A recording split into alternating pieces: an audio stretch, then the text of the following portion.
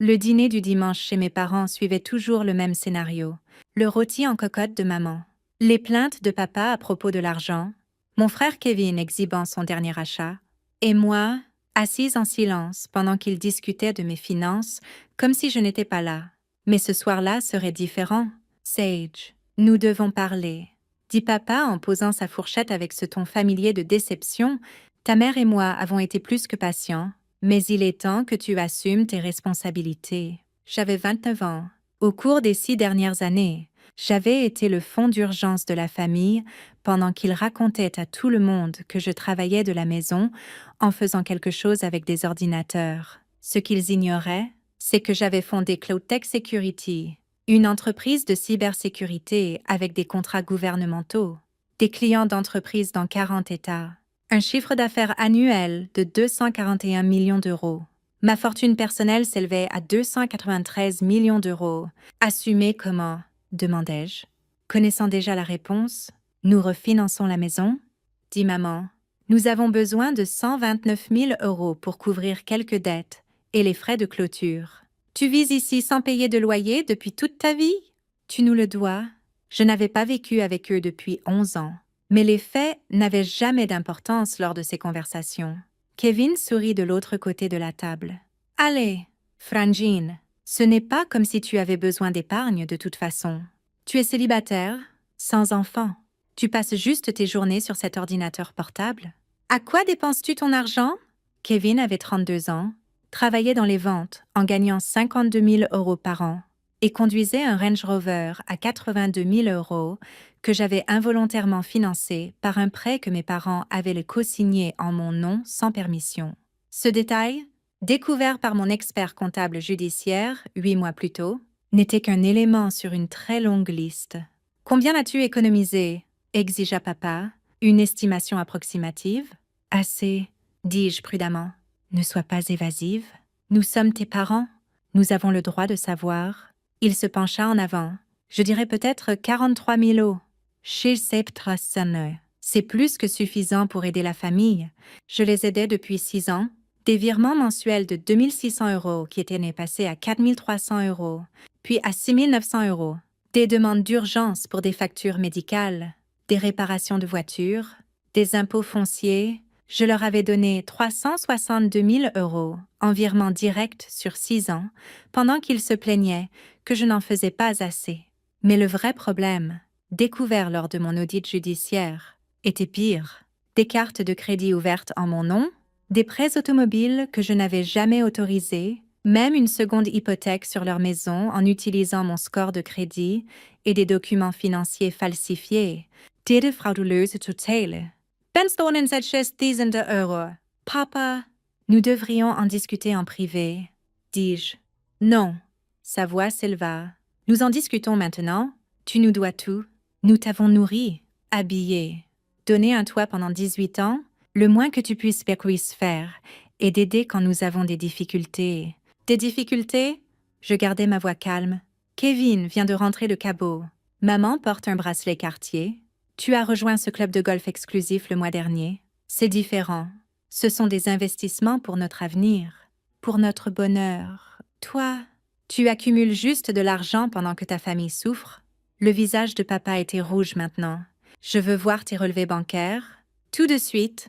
Prouve que tu n'as pas l'argent pour aider. Maman hocha la tête. C'est juste, Sage. Si tu ne peux vraiment pas te le permettre, montre-nous. C'était le moment, celui que j'avais planifié depuis que mon avocat Mitchell Price et mon expert comptable judiciaire Diana Ross avaient terminé de monter leur dossier 3 semaines plus tôt. D'accord, dis-je doucement. En sortant mon téléphone, laisse-moi appeler quelqu'un qui peut vérifier ma situation financière. Qui? Ricana Kevin. Ton conseiller financier imaginaire, mon gestionnaire de banque. En fait, je composais le numéro. Bonjour, Robert. C'est Sage Winters. Je suis à un dîner de famille et il y a une confusion sur ma situation financière. Pourriez-vous passer? Nous sommes au 847 Maple Drive. Oui, la maison de mes parents. Merci. À dans 20 minutes. Les yeux de papa se plissèrent. Ton gestionnaire de banque vient ici, un dimanche soir. Robert Chin est le vice-président de la gestion de patrimoine privé chez Sterling Trust. dis-je. Quand on gère des portefeuilles de plus de 86 millions d'euros, ils font des visites à domicile. La table devint silencieuse. 86 millions d'euros. La voix de maman se brisa. Ce n'est pas drôle. Sage. Je ne plaisante pas. Kevin rit nerveusement. Sage travaille de la maison en pyjama. Elle n'est pas millionnaire. Je travaille de la maison parce que je possède l'entreprise, dis-je. Cloud Tech Security. Nous gérons la cybersécurité pour des agences gouvernementales et des entreprises du Fortune 500. Nous avons 340 employés et des bureaux dans 12 États. C'est impossible, dit papa, mais sa voix tremblait. La sonnette retentit 18 minutes plus tard. J'allais ouvrir, laissant entrer Robert Sheen, impeccablement vêtu malgré l'heure du dimanche soir. Derrière lui venaient 2 autres personnes, Mitchell Price, mon avocat, et l'agent spécial du FBI Karen Voss. « Bonsoir », dit Robert en entrant dans la salle à manger. « Je suis Robert Sheen, vice-président de la gestion de patrimoine privé chez Sterling Trust. Voici l'avocat Mitchell Price et l'agent spécial du FBI Voss. Nous sommes ici pour aborder certaines questions financières concernant Madame Winters. Ma famille les fixait, figées. Commençons par la vérification, dit Robert en ouvrant sa tablette. M. Et Madame Winters, vous avez demandé à voir les relevés financiers de votre fille pour vérifier qu'elle a de l'argent à vous prêter. Voici ce que je peux partager. Il tourna l'écran vers eux. Les yeux de mes parents s'écarquillèrent. Madame Winters détient des comptes principaux totalisant 41 millions d'euros en actifs liquides. Son portefeuille d'investissement, que je gère, est évalué à 253 millions d'euros.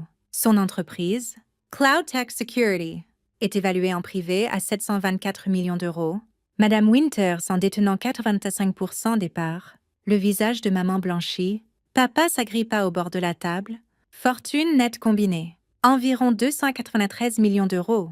La chaise de Kevin recula bruyamment. Ce n'est pas possible, Sage. Elle est juste. Votre sœur est l'une des entrepreneuses en cybersécurité les plus réussies du pays, dit Robert calmement. Elle a bâti cet empire pendant 6 ans, pendant que vous racontiez aux gens qu'elle travaillait de la maison en faisant quelque chose avec des ordinateurs. Mitchell ouvrit sa mallette. Maintenant, discutons de la raison pour laquelle nous sommes vraiment ici, M. et Madame Winters. Au cours des 6 dernières années, vous avez pris 362 000 euros à votre fille par des demandes directes. Mais ce n'est pas le problème. Il posa des documents. Le problème, c'est les 586 000 euros supplémentaires de dettes frauduleuses que vous avez accumulées en son nom. 12 cartes de crédit ouvertes sans autorisation. 3 prêts automobiles, y compris le Range Rover que conduit Kevin, et le plus grave, une seconde hypothèque sur cette maison en utilisant le crédit de Sage et des documents financiers falsifiés. Papa se leva brusquement. Nous n'avons rien falsifié. Sage nous a donné la permission. L'ai-je fait? Demandai-je doucement. Montrez-leur la permission. Montrez-leur où j'ai autorisé l'ouverture d'une carte Nordstrom avec une limite de 34 000 euros et où je l'ai maximisée sur des meubles. Montrez-leur où j'ai accepté de co-signer le prêt pour le Range Rover de Kevin. Silence. L'agent Voss s'avança. M. Et Madame Winters. Nous avons des enregistrements de vidéosurveillance de 4 banques différentes, vous montrant en train de signer des demandes de prêt au nom de votre fille. Nous avons une analyse graphologique confirmant la falsification. Nous avons des enregistrements électroniques prouvant le vol d'identité. C'est une fraude fédérale. Nous sommes ses parents. Maman pleura. Elle nous le doit. Nous l'avons élevée. Vous avez commis des crimes, dit Mitchell platement. Vol d'identité, fraude au crédit, falsification, fraude électronique. Ces accusations entraînent des peines allant jusqu'à 30 ans de prison fédérale. Kevin reprit la parole. Sage, allez, tu ne vas pas vraiment porter plainte contre tes propres parents. Je n'ai pas porté plainte, dis-je. Les banques l'ont fait. Quand l'audit judiciaire a révélé la fraude, elles étaient légalement obligées de la signaler. Ce n'est pas une question de vengeance, c'est pour vous empêcher de détruire mon crédit et potentiellement mon entreprise. Robert afficha un autre document. Il y a plus, la seconde hypothèque sur cette maison, celle obtenue en utilisant les informations falsifiées de Sage, est en retard de 3 mois. La banque a entamé une procédure de saisie. Le visage de papa devint gris. Quoi? Mais nous avons fait des paiements. Vous avez fait des paiements partiels, corrigea Mitchell. Insuffisants pour couvrir le prêt que vous avez obtenu frauduleusement. La saisie est en cours. Cette maison sera saisie et vendue aux enchères. Nous serons sans abri. Maman haleta. Vous serez locataire, dis-je doucement. Comme des millions de gens, vous réduirez votre train de vie. Vous budgétiserez. Vous vivrez selon vos moyens réels au lieu du style de vie que vous avez financé par la fraude. L'agent Voss sortit des documents. Vous avez 2 options. Option 1, contester les accusations, aller au procès, risquer les peines maximales si condamné. Option 2, accord de plaidoyer, plaider coupable pour réduire les charges, 5 ans de probation, restitution complète des 586 000 € obtenus frauduleusement et coopération à la saisie des biens. Nous n'avons pas 586 000 €, murmura papa. Alors vous vendez tout? Dit Mitchell simplement. Les produits de la vente de la maison vont à la banque pour l'hypothèque frauduleuse, le Range Rover est repris, les bijoux, l'adhésion au club de golf. Tout ce qui a été acheté avec de l'argent volé est liquidé. Vous ferez des paiements mensuels de restitution pour le reste de vos vies. Kevin se leva, en colère maintenant. C'est insensé. Sage, tu as 293 millions d'euros. Tu pourrais rembourser ça sans même t'en apercevoir. Pourquoi fais-tu ça? Parce que vous devez apprendre que je ne suis pas une banque, dis-je. Je suis une personne, ta sœur, ta fille. Et pendant 6 ans, vous m'avez traité comme un distributeur automatique, pendant que vous racontiez à tout le monde que j'étais une ratée. Vous avez volé mon identité, vous avez commis des crimes, et vous ne m'avez jamais demandé une seule fois sur ma vie, mon travail. Ou si je réussissais réellement, tu réussissais? Maman sanglota. Tu aurais pu nous le dire. Auriez-vous écouté? Demandai-je. Ou auriez-vous juste demandé plus d'argent? Le silence fut ma réponse. L'accord de plaidoyer inclut une condition supplémentaire, dit l'agent Voss. Aucun contact avec Madame Winters pour un minimum de 2 ans. Pas d'appel, de textos, d'emails ou de messages par tiers. Séparation complète pendant que vous purgez votre probation et commencez la restitution. Tu nous coupes complètement. La voix de papa se brisa. Je pose des limites? Corrigeai-je? Quelque chose que j'aurais dû faire il y a des années. Mitchell ferma sa mallette.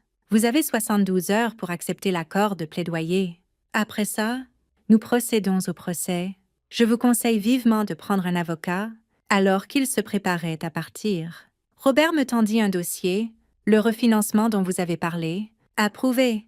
L'achat du penthouse se clôture la semaine prochaine. Félicitations. La tête de Kevin se redressa. Penthouse. J'achète un appartement en centre-ville. Dis-je. Vue sur la ville. 3. 6 millions d'euros payés en espèces. Je regardais ma famille. Papa s'affaissa sur sa chaise. Maman pleurait. Kevin me fixait comme si j'étais une étrangère. Peut-être l'avais-je toujours été? Vous vouliez connaître mon solde bancaire? Dis-je. Maintenant, vous savez, j'ai plus d'argent que vous n'en avez jamais imaginé, et pas un seul euro n'est à vous. Plus maintenant? 6 semaines plus tard, mes parents acceptèrent l'accord de plaidoyer. La maison fut vendue aux enchères de saisie.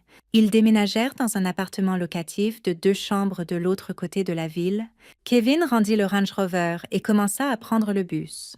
L'adhésion au club de golf fut annulée. La collection de bijoux de maman fut vendue pour payer la restitution. L'histoire devint virale localement. Des parents volent 586 000 € à l'identité de leur fille, pendant qu'elle bâtissait une fortune de 293 millions d'euros. Chaque personne qui m'avait plaint pour mon petit boulot d'ordinateur savait soudain la vérité. Je déménageais dans mon penthouse. Je commençais à organiser des dîners pour mes vrais amis, des entrepreneurs comme moi, l'équipe dirigeante de mon entreprise, des gens qui me valorisaient pour plus que mon compte en banque. Et pour la première fois, en 6 ans, chaque euro que je gagnais restait à moi. Mon téléphone vibra un soir. Un texto de maman. Ton père a eu une alerte cardiaque. Nous allons bien, mais je pensais que tu devais savoir. Je comprends si tu ne veux pas répondre. Je suis désolée pour tout. Je fixais le texto longtemps. Une partie de moi voulait appeler pour vérifier l'état de papa, pour arranger les choses comme j'avais toujours arrangé les choses. Mais c'est ce sur quoi il comptait, mon besoin d'aider, d'arranger, d'être la bonne fille, même en étant volée à l'aveugle. Je ne répondis pas. L'ordre de non-contact avait encore 18 mois. Peut-être qu'après ça nous pourrions parler, peut-être pas. Pour l'instant, j'avais une entreprise à diriger, une fondation à lancer et une vie à vivre sans l'épuisement constant de gens qui me voyaient comme de l'argent au lieu d'une famille. Le penthouse avait des fenêtres du sol au plafond. Chaque matin, je regardais le soleil se lever sur la ville que j'avais conquise pendant que ma famille se demandait encore ce que je faisais pour vivre. Et chaque matin, je ne ressentais que de la paix. 6 mois après le début de la période de non-contact, la fondation fut lancée. Je l'appelais Second Chance Capital. Des subventions pour les gens qui se reconstruisent après un abus financier familial. Les candidatures affluèrent. Des centaines d'histoires qui reflétaient la mienne. Des enfants adultes vidés par des parents qui voyaient le succès comme une propriété commune. Des frères et sœurs volés. Des conjoints exploités. J'ai donné 172 000 € à ma mère sur 5 ans. Lisait une candidature. Elle racontait à tout le monde que j'étais au chômage et que je vivais de sa charité. J'étais infirmière travaillant en double shift. J'ai financé son idée d'entreprise, une agence de soins à domicile. Dernièrement, elle employait 27 personnes. Un autre candidat, mon frère, a utilisé mon crédit pour acheter 3 voitures. Mes parents disaient que je devais lui pardonner parce que la famille, c'est pour toujours.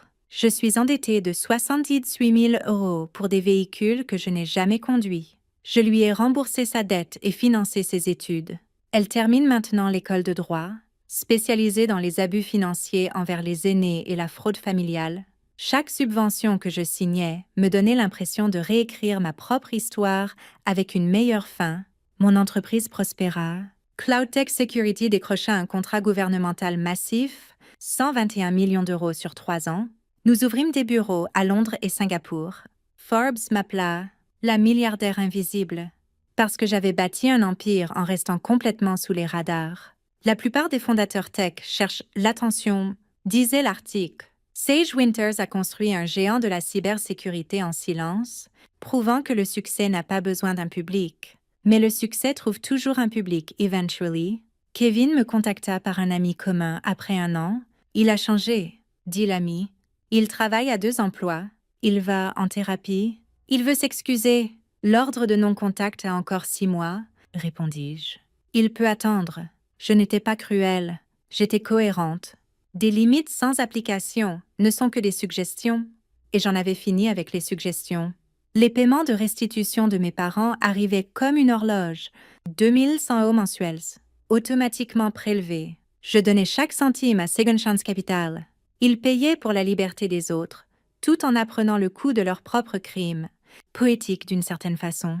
La marque des 2 ans arriva un mardi. L'ordre de non-contact expira à minuit. J'attendis le flot de messages, les appels désespérés, les emails chargés de culpabilité. Rien ne vint.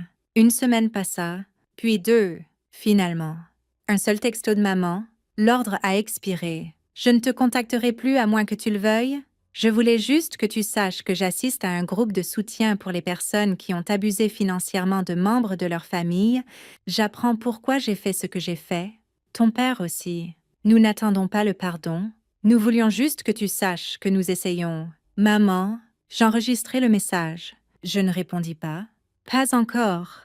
Peut-être qu'un jour je serai prête pour cette conversation. Peut-être jamais. De toute façon, c'était mon choix maintenant. Mon calendrier, mes conditions, c'est ce qu'ils avaient volé le plus. Pas seulement l'argent, mais l'autonomie, le droit de choisir ma propre relation avec la famille, au lieu d'être piégée par l'obligation et la culpabilité. 3 ans après ce dîner du dimanche, je vendis 20% de Cloudtech Security à une société de capital investissement pour 586 millions d'euros. Le même montant que ma famille avait volé. La symétrie ne m'échappa pas. Je gardais la participation majoritaire, Restai PDG, et utilisais la liquidité pour étendre Second Chance Capital en une fondation complète avec du personnel, des ressources légales et des services de conseil pour les survivants d'abus financiers. Nous aidâmes 847 personnes la première année. Un après-midi, mon assistante sonna. Il y a une femme ici. Elle dit qu'elle a vu votre interview dans Forbes et a conduit 6 heures. Elle ne partira pas sans vous rencontrer. J'ai failli dire non, mais quelque chose me fit accepter. Elle avait 53 ans, l'air fatigué. les mains tremblantes entendant un dossier. Ma fille est médecin. Elle gagne 345 000 euros par an. Je lui prends de l'argent depuis 15 ans, en me disant qu'elle peut se le permettre. Votre histoire, je me suis vue dans vos parents. Elle ouvrit le dossier, des relevés bancaires montrant des virements totalisant 1,03 million d'euros des comptes de sa fille. Je suis venue ici pour demander comment arrêter, dit-elle, les larmes coulant. Comment lui rendre ce que j'ai volé? Pas l'argent, je ne peux pas rembourser ça, mais sa liberté, sa paix. Comment faire ça? Je regardais cette femme, la mère de quelqu'un d'autre, la voleuse de quelqu'un d'autre, et vis la possibilité que mes propres parents pourraient ne jamais atteindre. Vous commencez, dis-je doucement, en lui disant la vérité, toute la vérité, puis vous reculez et laissez-la décider si elle veut de vous dans sa vie, et vous acceptez ce qu'elle choisit sans la culpabiliser pour poser des limites. Et si elle ne me pardonne jamais, alors vous vivez avec ça, dis-je, parce que l'alternative, continuer à prendre, continuer à justifier, continuer à voler, c'est pire. Pour vous deux? Elle hocha la tête, serrant le dossier comme une bouée de sauvetage. Merci. Après son départ, je me tins aux fenêtres de mon penthouse, regardant les lumières de la ville s'allumer. Quelque part là-dehors, une fille pourrait récupérer sa vie ce soir, apprendre que poser des limites n'est pas de la cruauté, c'est de la survie. Je pris mon téléphone et répondis enfin au texto de maman d'il y a 6 mois. J'ai reçu ton message. Je ne suis pas prête à parler encore, mais je suis contente que vous receviez de l'aide. C'est un début. 3 points apparurent, puis disparurent, puis réapparurent. Finalement, merci d'avoir répondu. J'attendrai aussi longtemps que tu auras besoin. Je t'aime. Je ne le dis pas en retour. L'amour sans respect n'est que du contrôle, portant un masque plus joli. Mais peut-être qu'un jour, je croirai qu'elle avait appris la différence et, pour l'instant, j'avais 847 personnes qui comptaient sur moi pour les aider à reclamer ce que la famille leur avait volé, et ça me semblait suffisant.